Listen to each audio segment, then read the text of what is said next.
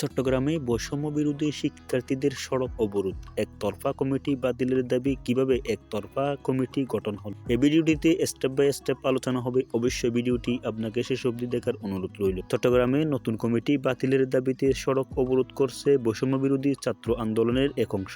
অবরোধ কর্মসূচির ফলে শহরের ব্যস্ততম লালকান বাজার মোড়ে তীব্র যানজটের সৃষ্টি হয়, যার ফলে সাধারণ যাত্রীদের অসুবিধার সৃষ্টি হয়, বিশেষ করে স্কুল ও কলেজে ফিরে আসা শিক্ষার্থীরা। মঙ্গলবার দুপুর 1:30টায় শুরু হওয়া জ্যাম জড়িত আন্দোলনকারীরা স্পষ্ট জানিয়ে দেন, কমিটি বাতিল না হওয়া পর্যন্ত তারা সড়কে থেকে সরবে না।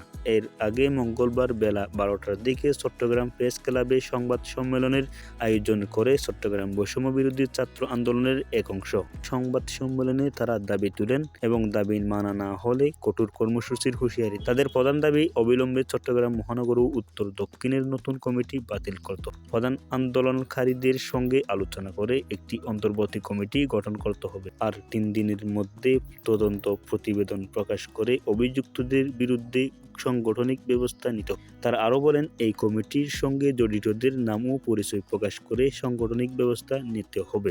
এই ভিডিওটি দেখে আপনার কেমন লাগলো অবশ্যই মতামতগুলো আমাদের কমেন্ট বক্সে জানাবেন, এবং আপনি যদি আমাদের চ্যানেলের প্রথম হয়ে থাকেন অবশ্যই আমাদের চ্যানেলটি সাবস্ক্রাইব করবেন, ফেসবুক পেজটি অবশ্যই ফলো করবেন। আসসালামু আলাইকুম ওয়া রাহমাতুল্লাহি ওয়া বারাকাতুহু। ততক্ষণ পর্যন্ত ভালো থাকবেন, সুস্থ থাকবেন, নিজের কেয়ার রাখবেন, এবং দেখা হচ্ছে নতুন ভিডিওতে।